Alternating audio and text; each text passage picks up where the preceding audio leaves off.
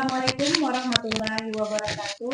Kami CGP Angkatan 10 Kabupaten Tanjung Jabung Barat bersama saya Nova Apniati, Indrawati, dan saya Wida Triwulan. Ya, pada kesempatan kali ini kami akan melakukan sesi wawancara bersama kepala sekolah membahas tentang pengambilan keputusan berdasarkan nilai-nilai kebajikan modul 3.1.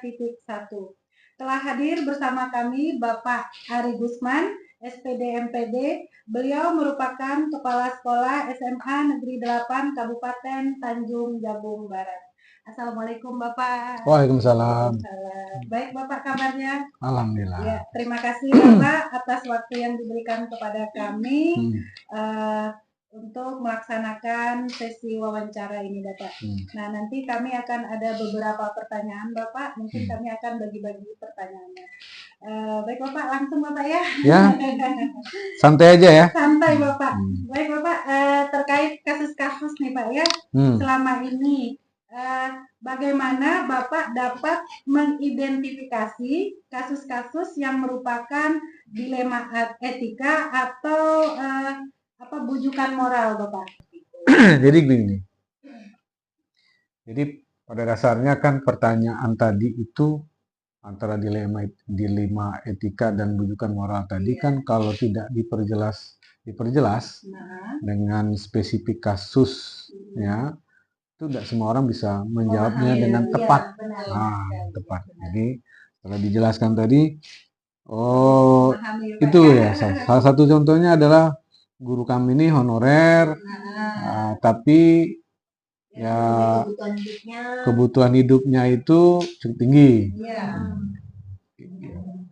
Jadi kalau hal seperti itu sebenarnya sama aja ya. Setiap ada problem di sekolah itu yang perlu dilakukan oleh kepala sekolah itu adalah pertama kita mengidentifikasi terlebih dahulu. Artinya kita mengenali, ya kan? Apa yang perlu kita kenali? Yang pertama kalau saya mengenali itu pribadinya kita kenalin dulu. Oh, ibu ini tipikalnya seperti apa, ya kan? Jadi tidak langsung kita ajak beliau berbicara tentang pelanggaran yang dia lakukan. Jadi kita kenalin dulu. Kita kenalin pribadinya seperti apa. Oh, beliau ini ternyata kalau diajak diskusi itu ketika dia mungkin dalam kondisi katakanlah lepas gajian. Ya kan terkadang mungkin ya beberapa orang itu moodnya itu baik setelah gajian misalnya. Kan bisa tuh. Nah, jadi pertama kita kenalin dulu gimana wataknya guru tersebut. Jadi yang paling penting dalam menghadapi persoalan dilema etika ini, kita pertama identifikasi dulu. Identifikasi itu yaitu dengan mengenali, ya kan? Mengenali ini katakanlah tanda kutip pelaku ya, pelaku. Nah, kita kenali, kemudian setelah itu kita ketahui itu kapan momennya yang pas untuk menggali informasi lebih dalam lagi.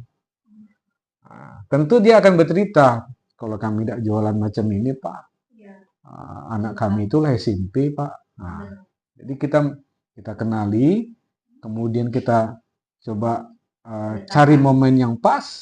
Setelah mengenali ini ada momen yang pas, baru kita gali informasi kenapa dia bisa melakukan hal tersebut.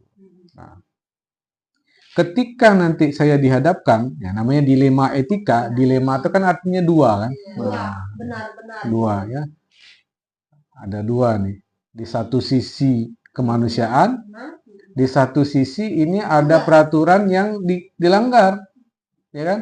Yaitu di jam dia harusnya berada di kelas, dia harus mempersiapkan nih, walaupun cuma beberapa menit ataupun beberapa waktu.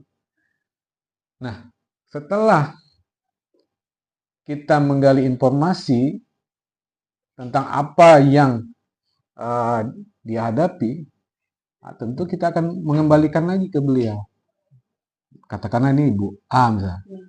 Bu, ini kan posisinya Ibu kan adalah guru kelas nih, di kelas 5.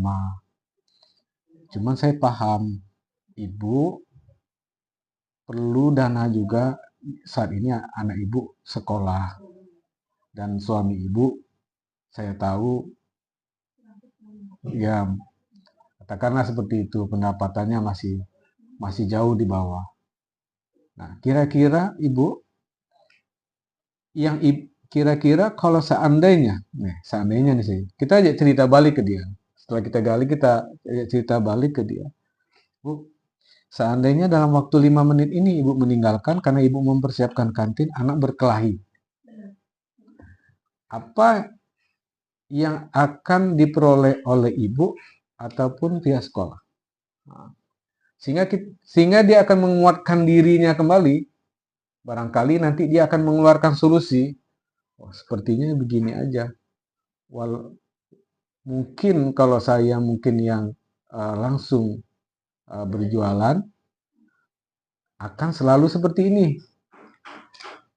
Jadi kemungkinan dia akan mencari solusi lain seperti ya, jualannya dia titipkan di kantin. Kalaupun dia menyewa kantin juga, berarti dia harus melakukan pendekatan terhadap orang lain gitu. Nah, pendekatan terhadap orang lain. Bisa jadi nanti orang kantin yang lain, ataupun bisa jadi dia memang minta bantu orang khusus gitu. Nah, karena bagaimanapun juga ketika ada permasalahan seperti itu, kepala sekolah harus lebih mengutamakan kepentingan murid. Dan permasalahan tentang kurangnya pendapatan bagi keluarga si ibu tadi, tentunya kita harus mencoba berdiskusi. Kira-kira selain kantin ini apa yang bisa ibu lakukan? Katakanlah ibu itu saat ini dia memikirkan kantin itu karena itu yang paling dekat, yang paling mudah. Pertama, kantin itu di sekolah, berarti saya orang dalam, lebih mudah aksesnya. Yang kedua, saya bisa nyambil, tidak perlu menggaji orang. Ya kan?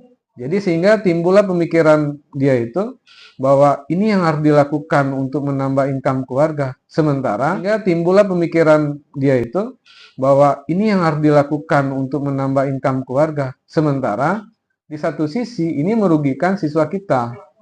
Ya kan? Nah, jadi ketika hal ini sudah terjadi, ini kan ketika hal ini sudah terjadi, kalau belum terjadi, kita bisa sampaikan, wah kalau ibu nanti berjualan kira-kira ganggu enggak? Kan? Tapi sekarang posisinya itu kan sudah terjadi, sehingga terjadi dilema kan? Ya kan? Mau marah atau membiarkan. Nah, jadi terus terang, saya sebagai kepala sekolah, kepentingan yang paling kita utamakan di sini adalah kepentingan siswa, kepentingan murid. Karena siswa kita itu jumlahnya lebih banyak daripada gurunya kan? Nah, artinya apa? Artinya siswa kita tadi itulah yang harus kita menjadi prioritasnya. Jadi ibu itu harus mencari solusi. Nah, perihal nanti tidak akan ketemu solusinya misalnya, solusinya mau tidak mau kita harus membalikkan ke beliau.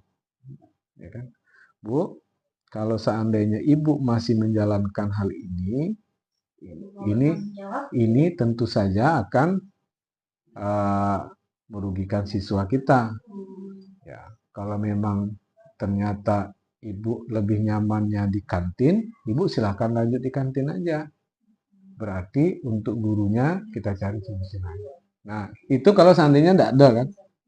Nah, kalau seandainya tidak ada solusi lain. Tapi kalau dia ada bilang, bisa lah Pak, ada ponakan saya Pak. Bisa lah Pak, titip sama kantin sebelah dulu Pak. Kan itu yang kita ingin kejar kan. Artinya terkadang orang ini dia punya estimasi, oh kalau jualan di kantin misalnya dapat 100.000, lumayan.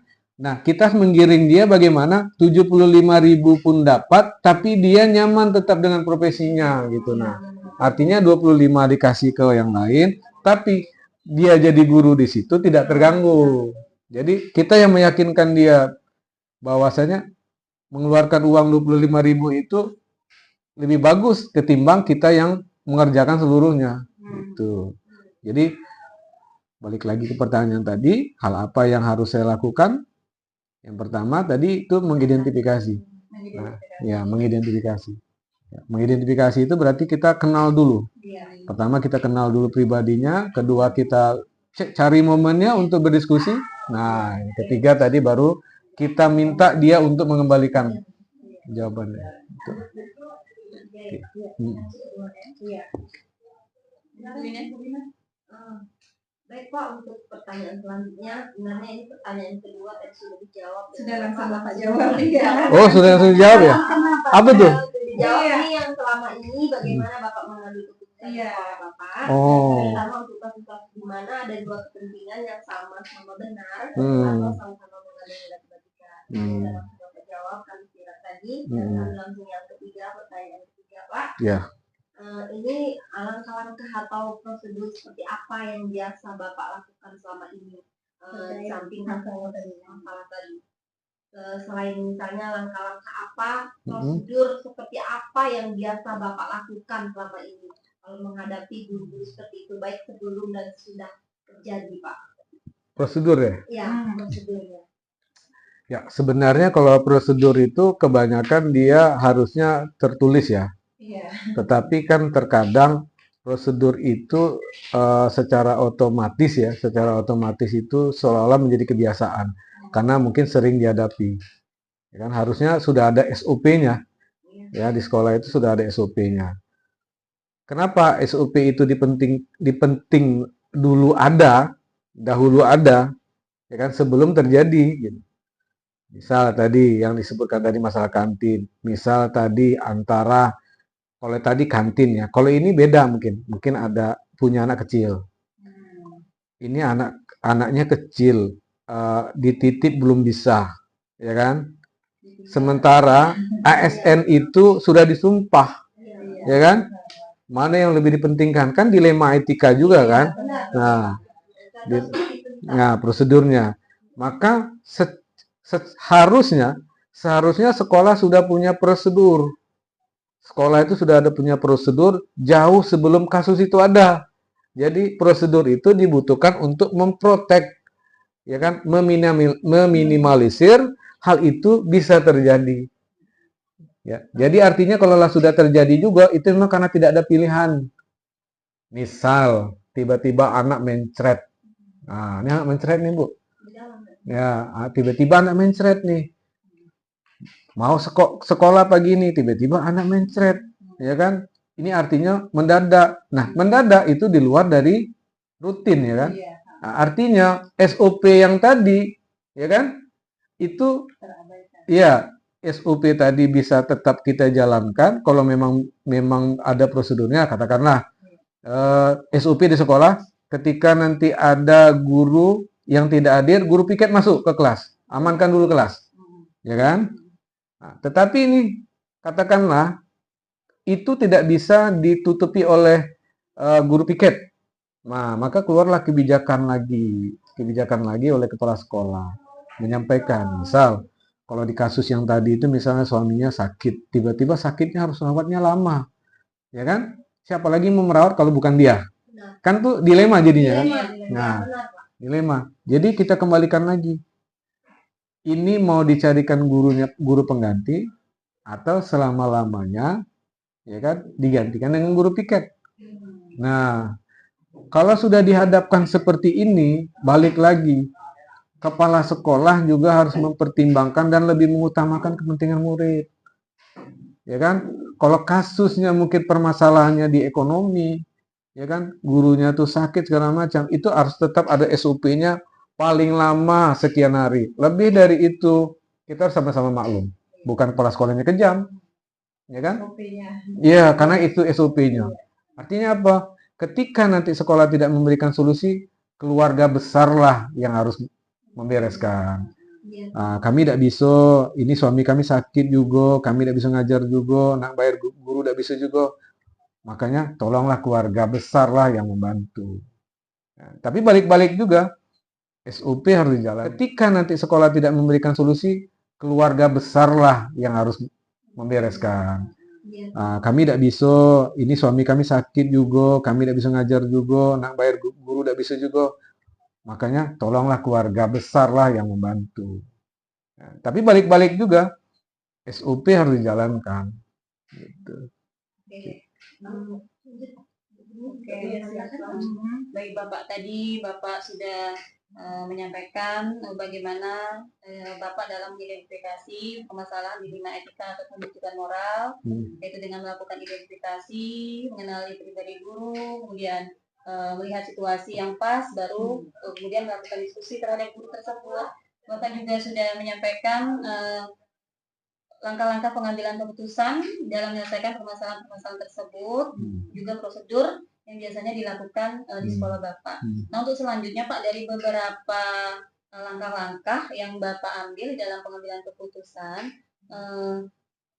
pada langkah yang paling efektif Pak, mungkin langkah efektif yang paling efektif dari beberapa langkah dalam pengambilan keputusan tersebut, yang paling efektif yang menurut Bapak paling efektif untuk dilakukan kalau untuk menyelesaikan permasalahan tersebut. Jadi gini, permasalahan ini kan terkadang tidak bisa selesai dengan satu keputusan kepala sekolah, terkadang ya, karena itu harus mempertimbangkan banyak hal, terutama di sekolah.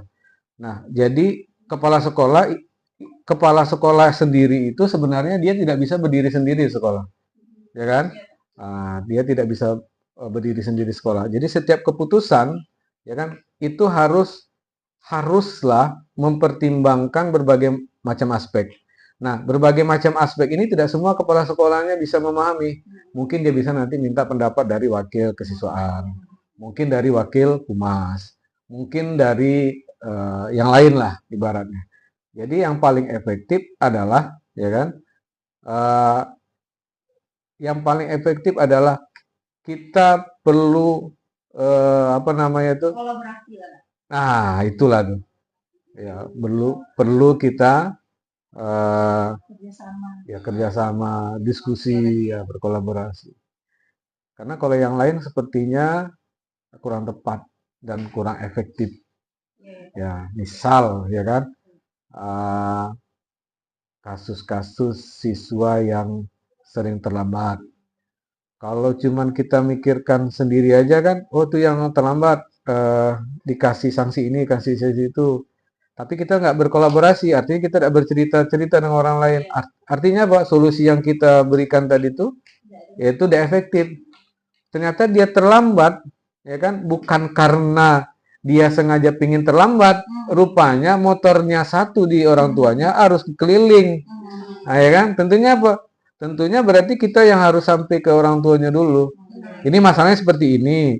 Ini bakalan 3 tahun nih anaknya nanti seperti ini, Pak. Kira-kira apa yang bisa Bapak lakukan? Gitu. Nah, kalau tidak ada juga lagi, ya barulah kita memberikan opsi. Ya kan? Tapi kalau dia bilang bisa lah Pak, aku usahakan Pak adiknya dimandikan pagi-pagi. Kalau selama ini gini, jadi agak terlambat sehingga sampai pas di SMA 8-nya terlambat, misalnya gitu. Jadi yang paling efektif itu adalah kita mencari dulu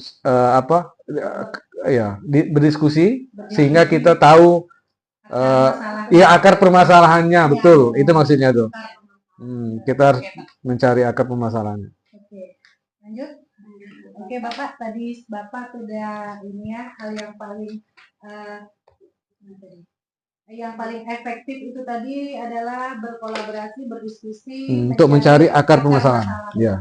Nah, kalau ini Pak, pertanyaan berikutnya Pak. Nah, menurut Bapak nih selama ini tantangannya itu dalam pengambilan keputusan itu pada kasus-kasus ini apa Pak?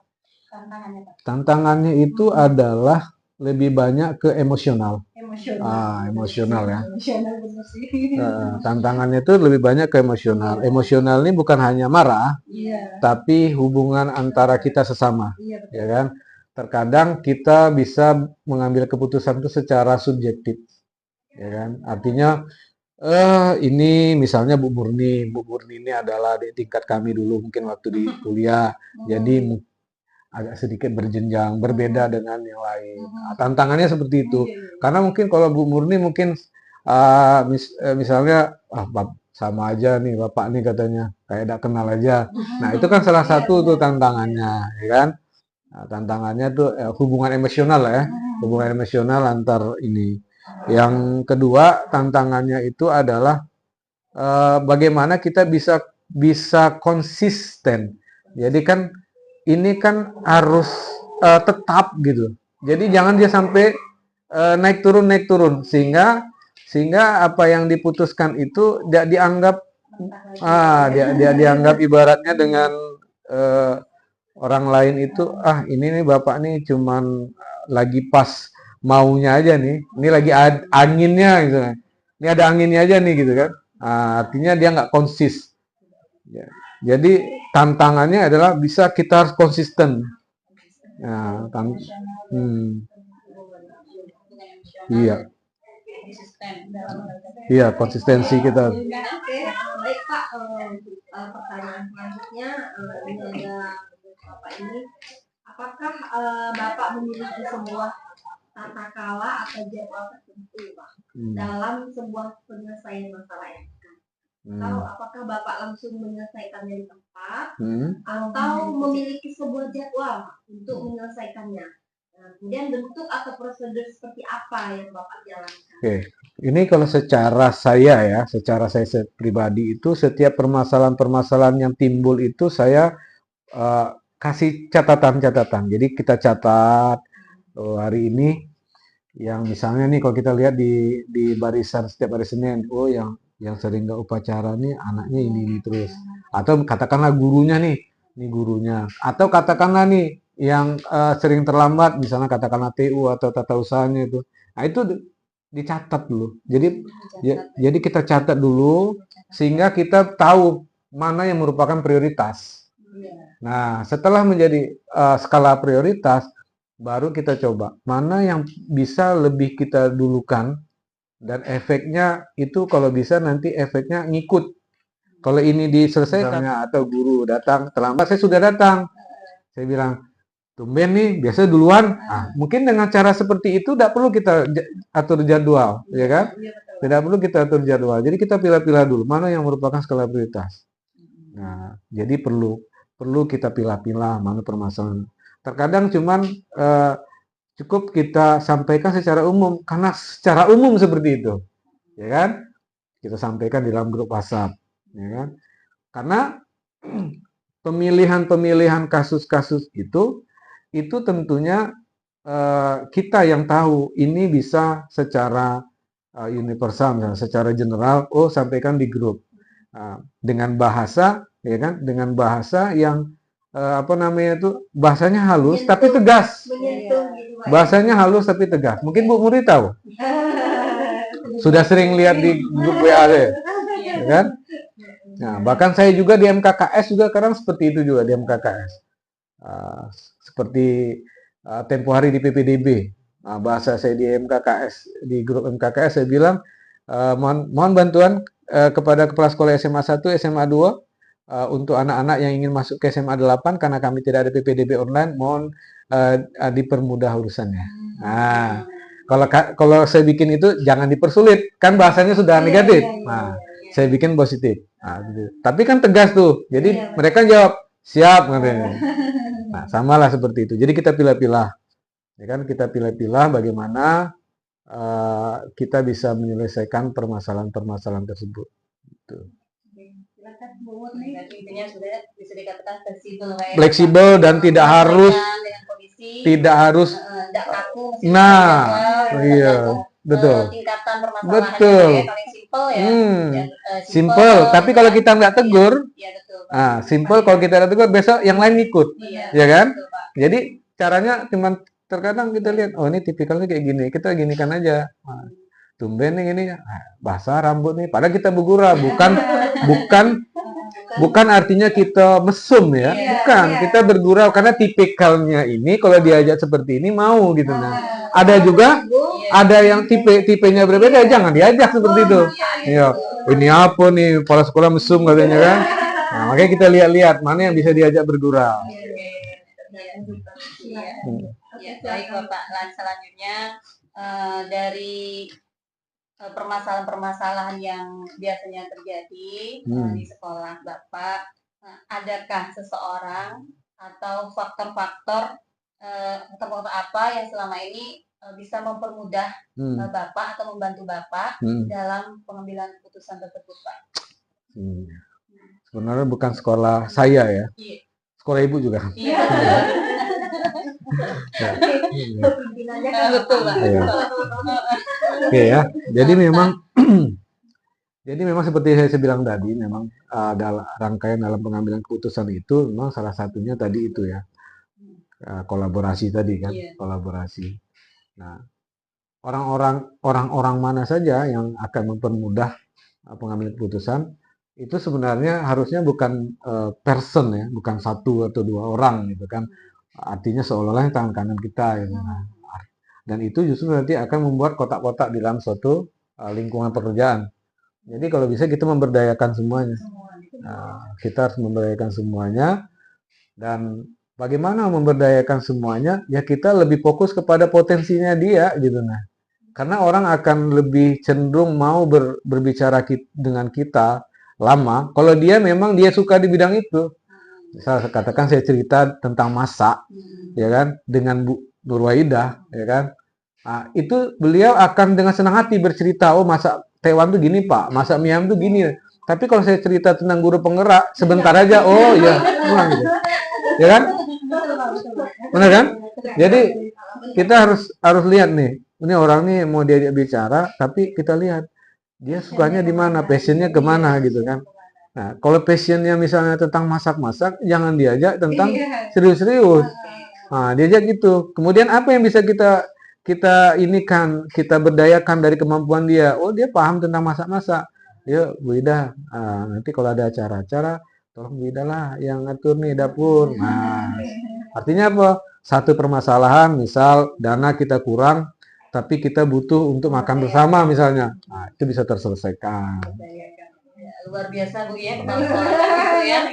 Intinya beliau benar-benar memahami ya, bahkan karakter kami guru-guru di sekolah ini juga beliau mengenali tahu bagaimana bersosialisasi dengan guru A, guru B, bagaimana menghadapi guru A, guru B. Kalau kenyataannya gimana Bu Putri? Alhamdulillah. Apakah memang saya di sini aja? Tidak. Tidak. Ya, jadi saya menyesuaikan tadi, betul tadi fleksibel gitu kan, sesuai dengan menyesuaikan dengan karakter guru, kemudian tingkatan permasalahannya juga kan, kalau misalnya masalah kecil ya diselesaikan dengan ya, santai nanti pasti. Iya. Satu lagi yang perlu kita perhatikan mungkin kan karena ibu-ibu ini kan calon guru penggeraknya ya, artinya secara aturan artinya ibu-ibu inilah yang bakal menjadi pemimpin di masa depan gitu nah, artinya jadi pemimpin di kepala sekolah. Jadi kita harus paham juga ketika saya menjadi kepala sekolah dengan sekolah baru dan guru-guru yang jauh lebih muda, tentu gaya saya berbeda.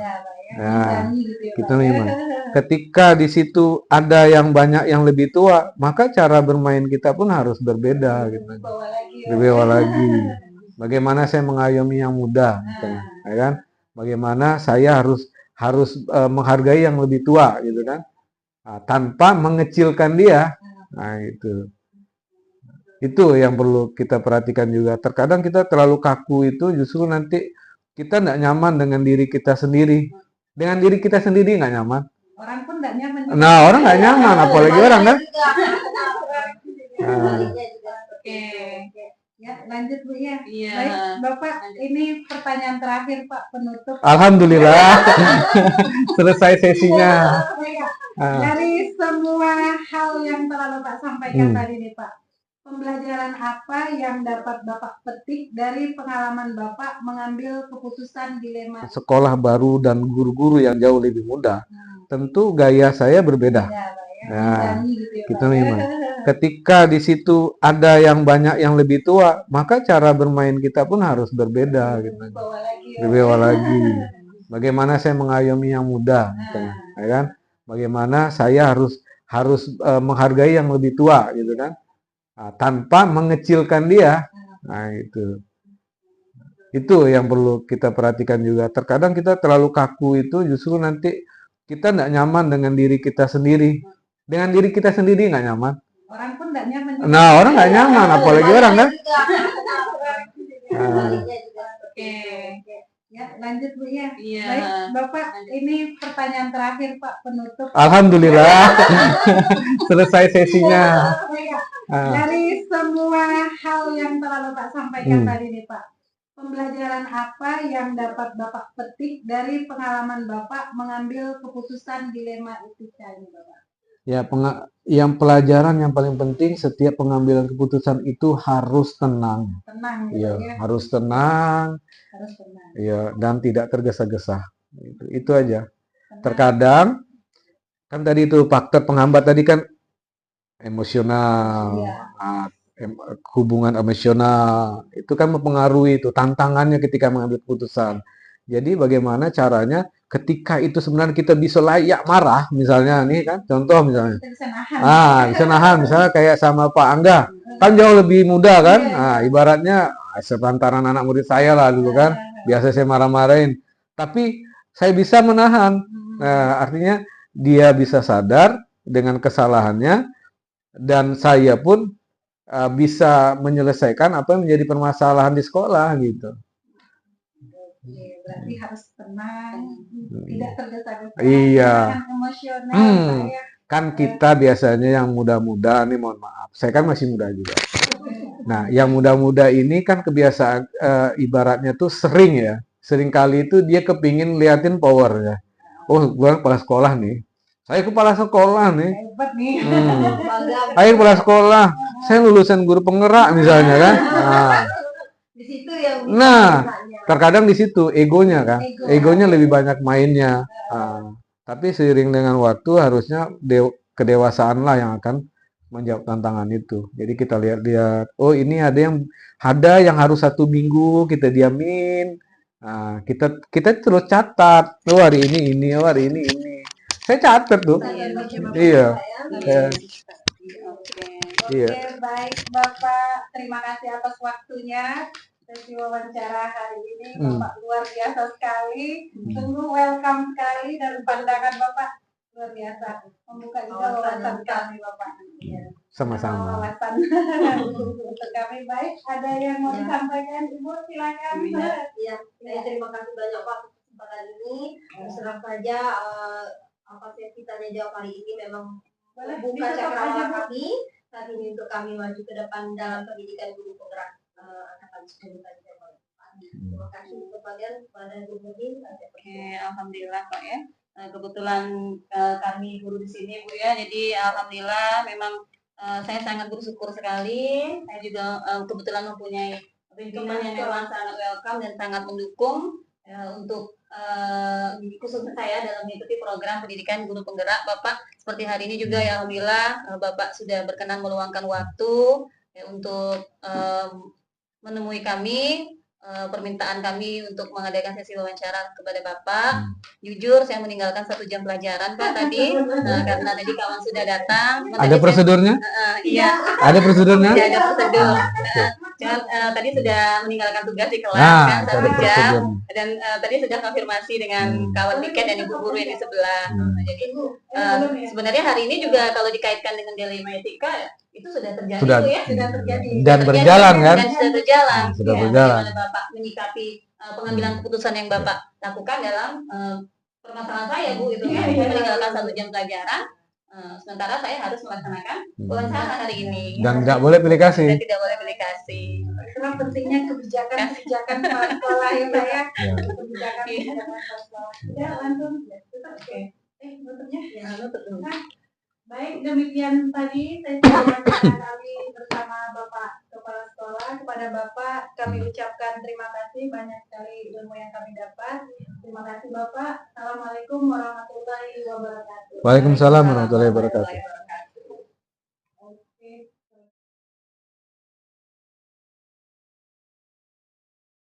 Assalamualaikum warahmatullahi wabarakatuh. Waalaikumsalam warahmatullahi wabarakatuh. Jumpa lagi bersama kami calon guru penggerak angkatan 10 Kabupaten Tanjung Jabung Barat. Kali ini kami sudah bersama Bapak Nahrudin SPD. Beliau merupakan kepala sekolah SMP Negeri 1 Kuala Tungkal. Assalamualaikum Bapak. Waalaikumsalam. Baik Bapak, terima kasih atas waktunya yang diberikan pada kami. Kali ini kami mendapatkan tugas dari pendidikan guru penggerak untuk mewawancarai kepala sekolah membahas mengenai bagaimana kepala sekolah mengatasi konflik, dilema etika, atau bujukan moral yang ada di sekolah Bapak. Nanti akan ada beberapa pertanyaan Bapak. Kita mulai dari pertanyaan pertama. Bapak, selama ini bagaimana Bapak dapat mengidentifikasi kasus-kasus yang merupakan dilema etika atau bujukan moral, Bapak? Baik, pertama saya sampaikan bahwa kami adalah SMP Negeri 1 Kuala Tungkal memiliki 22 lokal yang masing-masing tingkat ini di atas 200, jumlah anak 691. Itu banyak sekali permasalahan siswa yang kita hadapi setiap hari. Dan yang kami sudah identifikasi bahwa sekitar 5% anak-anak ini termasuk dalam keadaan bermasalah, sekitar 30-an anak. Nah, untuk mengidentifikasi awal permasalahan karakter anak, kami mempunyai aplikasi report pelanggaran yang digunakan untuk mengetahui apa saja yang dilakukan anak seperti ini pelanggaran, dan dari pelanggaran ini kita ketahui anak-anak yang terlambat atau tidak masuk, ada jumlah siswa di sini, bahwa siapa saja anak-anak yang terlambat, yang tidak masuk, ada poinnya masing-masing. Dan apabila anak sudah melakukan pelanggaran sampai poinnya di atas 200, orang tuanya kita panggil, anaknya kita panggil dulu di hari-hari pertama. Di sini kami ada guru BK yang khusus untuk mengupload kesalahan-kesalahan dia per hari, baik dia keluar atau dia sakit pada hari itu, tetapi tetap di the point, ada yang 10, ada yang 20. Nah, apabila sudah 200 itu sudah peringatan pertama, orang tuanya dipanggil untuk menyatakan masalahnya, bisa saja rambut panjang, berkelahi dan sebagainya. Dan ada guru BK yang khusus mendata. Kami ada 4 orang guru BK.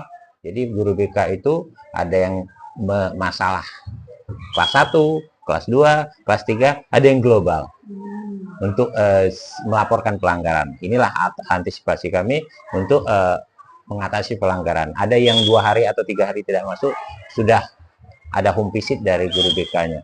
Sehingga bisa dikatakan hampir tidak ada anak sempat tidak naik di sini, karena sebelum tidak naik sudah harus diselesaikan permasalahannya, mungkin sudah harus keluar, atau karena apabila pelanggaran sudah 500 poin itu sudah aba-aba bagi orang tuanya bahwa anak ini akan dipindahkan di seri sekolah lain. Kalau sudah 800 berarti mutlak dia pindah, jangan sampai 0. 500 itu sudah orang tuanya sudah dikasih aba-aba untuk orang tuanya. Sampai 800 poinnya berarti siap-siap untuk pindah. Sehingga kadang-kadang ada orang tua mengatakan, kami siap aja di sini, nanti kalau kelas pas naik-naikan aja kami pindah. Kita kasih perjanjian itu. Kadang-kadang dia sudah siap dulu, sudah mau pindah, karena dia sudah tahu daripada tidak naik. Kan dia bilang apa angkanya poinnya maksimal, dia tidak naik. Saya kira itu untuk mengantisipasi kesalahan siswa. Baik Pak, untuk selanjutnya pertanyaan kami selanjutnya Pak, selama ini bagaimana Bapak menjalankan pengambilan keputusan di sekolah, terutama untuk kasus-kasus di mana ada 2 kepentingan yang sama-sama benar atau sama-sama mengandung nilai kebajikan. Seperti contohnya seperti ini Pak, ketika keputusan kita di sekolah, seperti ada seorang guru honorer di sekolah Bapak, ini seperti contoh kasus Pak ya, dia tidak mencukupi kebutuhan untuk kebutuhan hidupnya, lalu dia berjualan di sekolahnya, kemudian di samping itu dia mengajar Pak, tapi di sela-sela mengajarnya juga 10 menit menjelang dia mau mengajar, setelah selesai pembelajaran dia langsung pergi cepat-cepat ke kantin. Nah, kemudian juga kalau sebelum pembelajaran dimulai dia langsung anak-anak itu sudah pada jajan-jajan di waktu sebelum masuk sekolah. Jadi bagaimana menurut Bapak, pendapat Bapak menyelesaikan kasus seorang guru tersebut itu seperti contoh kasus etika moral, sama-sama benar, di satu benar juga dia harus benar juga mengajar, jadi sama-sama benar. Adakah contoh kasus yang lain di sekolah Bapak dan apa tindakan Bapak menghadapi kasus tersebut? Untuk guru, kepentingan guru, ada kasus-kasus kepentingan yang berdampingan atau bersamaan. Misalnya ada guru yang keluarganya sakit pada hari yang sama, kami sudah mengasih toleransi untuk menggantikan dengan guru yang lain, wajib menggantikan guru yang lain. Dan pada saat itu dia wajib mengganti transport guru yang menggantikan itu. Dan itu sudah wajib dilakukan, sudah terbiasa dilakukan. Kemudian kita hanya mengasih toleransi untuk waktu masuk adalah 5 menit. Dan kita akan checking ke lokal, siapa yang guru yang terlambat, kita